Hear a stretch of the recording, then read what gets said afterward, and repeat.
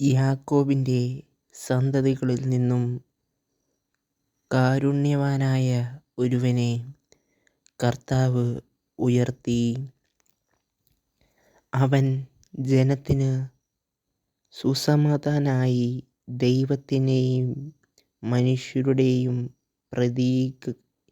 അവൻ പാത്രമായി. അവനെത്ര ഭയങ്കരനാണെന്ന് മോശ അവിടുന്ന് അവനെ മഹത്വത്തിൽ ദൈവത്തിനുമർപ്പു സമ്മാനിക്ക.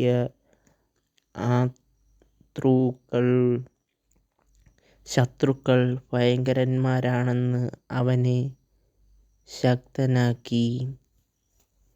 അവൻ അപേക്ഷിച്ചപ്പോൾ അവിടുന്ന് അടയാളങ്ങൾ പിൻവലിച്ചു. നിങ്ങൾ ദൈവത്തിനായി ഈ ചാനൽ സബ്സ്ക്രൈബ് ചെയ്യുക.